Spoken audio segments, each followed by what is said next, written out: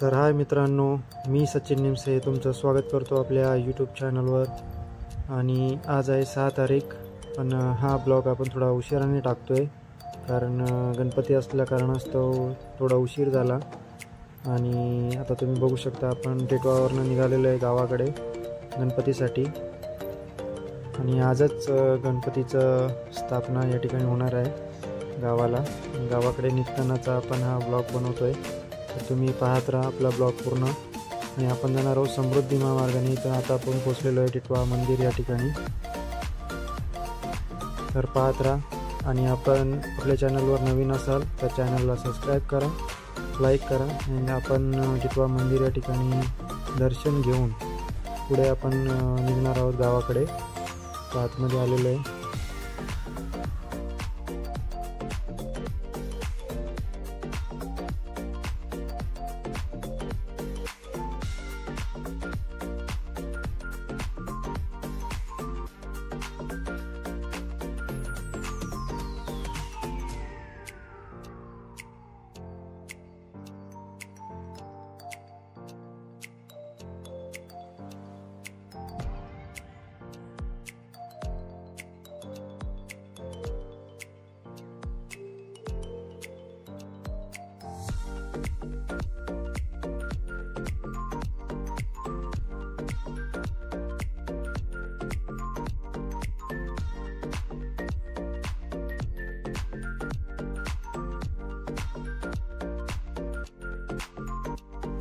तर आता आपण दर्शन घेऊन झाल्यानंतर आता आपण आलेलो आहोत समृद्धी महामार्गाने जाणार आहोत. जेणेकरून सध्या तरी आपल्याला एंट्री असल्या कारणास्तव आपण या ठिकाणी जातो.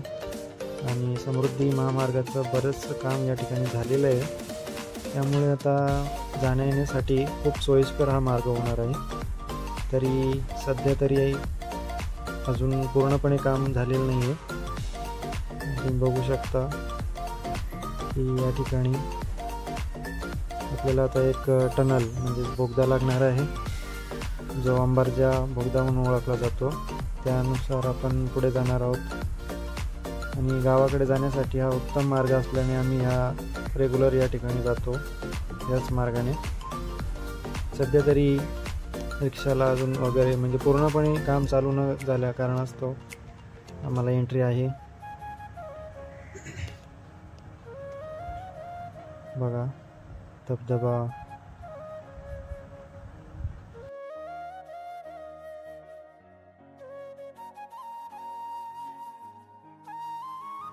हा बघा बोगदा. आता पूर्णपणे काम झालेलं नाही आहे, लाईटीचं वगैरे काम बाकी आहे.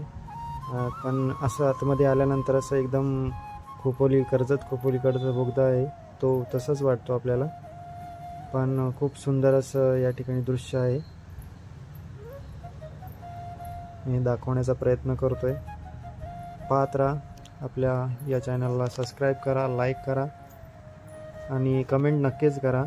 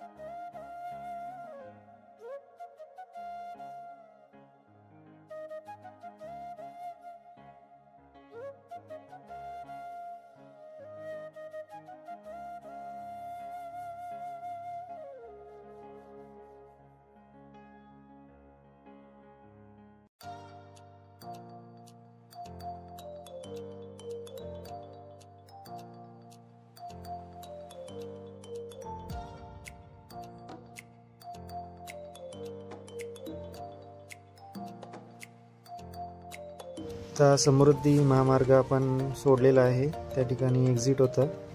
आता पुढे आपला हा आहे सापगावचा रोड, सापगाव नडगाव रोड. आणि इथून आता आपल्या नडगावकडे जाण्याचा हा मार्ग आहे. बऱ्यापैकी हा रिंगण आहे आणि इथूनच आपल्याला समृद्धीला चढण्यासाठी आणि उतरण्यासाठी हा मार्ग आहे, जो दिसतो तुम्हाला सर्कल. खूप सुंदर असं या ठिकाणी दृश्य तुम्ही बघू शकता. हिरवं हिरवं वातावरण, पावसाळ्याचे दिवस असल्या कारणास्तव खूप छान वाटतं.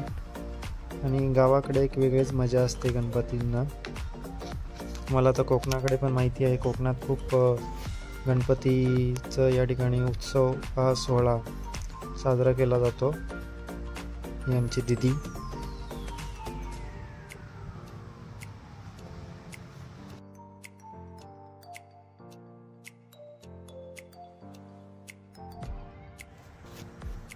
आता आपण थोड्याच वेळात या ठिकाणी म्हणजे आपल्या गावी पोचणार आहोत. गावाकडचा रस्ता आहे आणि जंगलातून आहे, त्यामुळे खूप सुंदर असा निसर्ग दिसतोय. आमचे दादा या ठिकाणी गाडी चालवत असताना आणि थोड्याच वेळात आपल्या या ठिकाणी घर तुम्हाला मी दाखवतो. आपण आता पोचलेलो आहोत आपल्या गावी. आणि या ठिकाणी बघा, तुम्ही बघू शकता, हे आपलं आहे घर. आणि आता इथून आपण आता पोचलेलो आहोत आपल्या घरी. आणि 10 ते 11 वाजता आपण पोचलेलो आहोत.